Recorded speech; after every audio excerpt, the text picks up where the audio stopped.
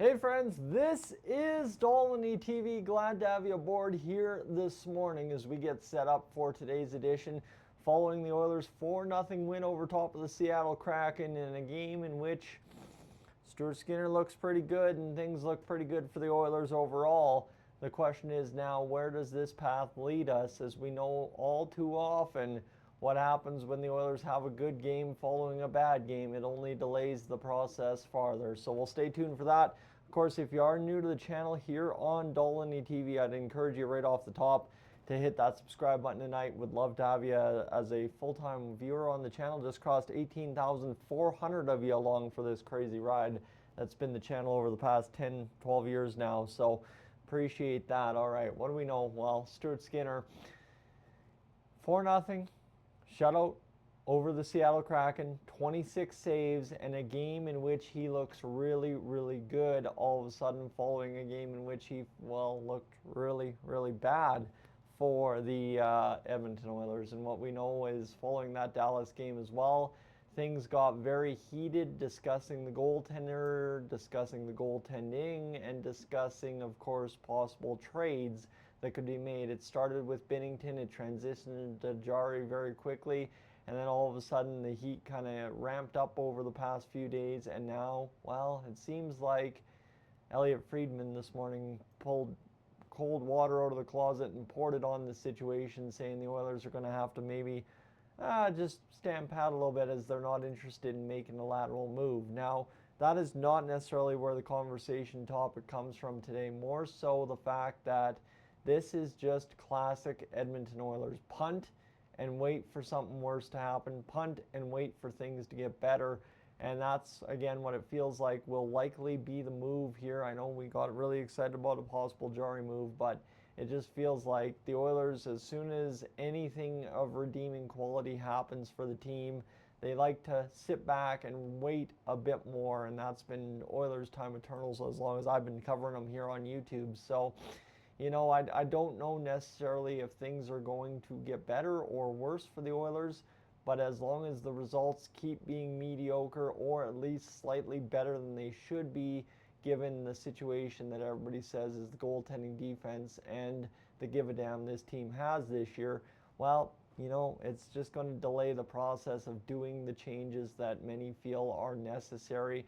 And I think, right, Stuart Skinner has to be upgraded on. I would go out there and say Stuart Skinner has to be upgraded on, but he also has to remain a part of the Edmonton Oilers just to have that security blanket. I think everybody's always criticized me quite heavily for not giving Calvin Pickard his flowers for how good of a goaltender he's been for the Edmonton Oilers. I will say, you look at Pickard's track record across the NHL and his career so far, he's not necessarily in over his head here trying to make sure the Oilers get to back Stanley Cup finals, but he's a guy that I just have always felt eventually the luck is going to run out. And then whether it be this year or the situation in front of him is so bad that it's just detrimental to his play, I don't really care, because I think at the end of the day, I think the Oilers would be better served by keeping Stuart Skinner around despite upgrading the goaltending, and then as well going from there and getting a situation where you have a guy who can start the playoff games for you. Stu can come in and give you a relief spot, kind of like Pickard has been, and then you should be good to go in the playoffs this year. Again, anything better than Stu and Picks, I think this Edmonton Oilers team wins the Stanley Cup this year.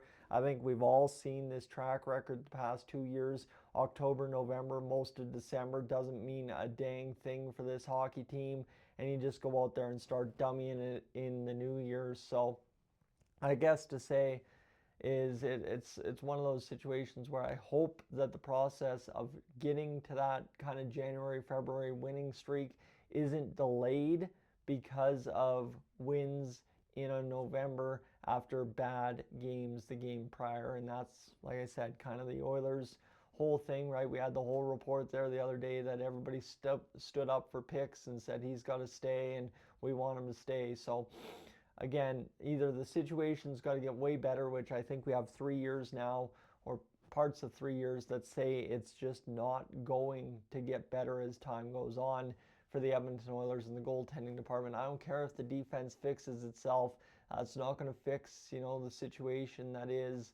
The Oilers don't necessarily have superstar goaltending, whether the defense is great or not. And as great as the defense can be, you're only one mistake from the defense away from not winning a Stanley Cup, as we saw in 2024, as that really still hurts that puck goes off of Kulak and into the back of the net. So at the end of the day, I think it's a situation where the Oilers can't be tainted by good results. They have to look at the bad. They have to look at the situation that has been this year, last year, and the previous year, and say, look, we get good goaltending sometimes, but sometimes isn't good enough to win a Stanley Cup, and we have to make sure we find somebody out there quicker rather than later that's going to change our outcomes now. So that's easier said than done, and I think, again, to Elliot Friedman's point there earlier, the Oilers obviously recognized not making a lateral move would be to their benefit,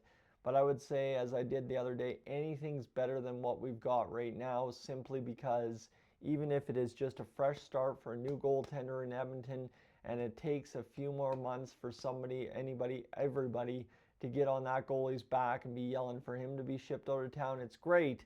And again, I would caution Connor Ingram is not that guy. I will guarantee you Connor Ingram is not that guy, at least not yet.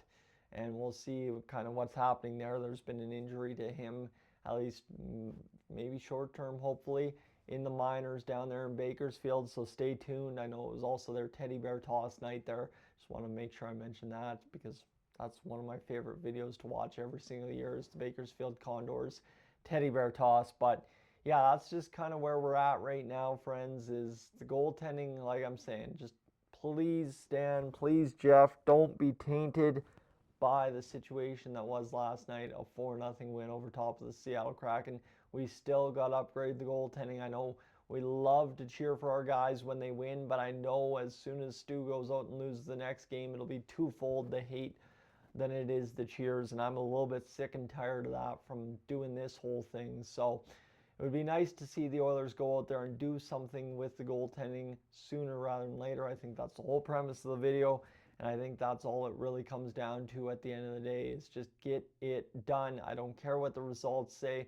The Oilers could be, by the end of December in a 5+6 or 7 kind of wins over losses situation and looking really good in second or third in the Pacific Division and starting to heat up. Still, I need a goaltending improvement, because end of the day, it's just not going to change the playoff results if you don't change the goaltending. The defense, like I said, just one mistake away from screwing up a whole good effort through 20 plus playoff games into the Cup final. Friends, for right now though, I am up on out of here. Have a great rest of your Sunday. I will catch you if there's any breaking news tonight or later tomorrow as we get through the workday. Right now, we'll see you later.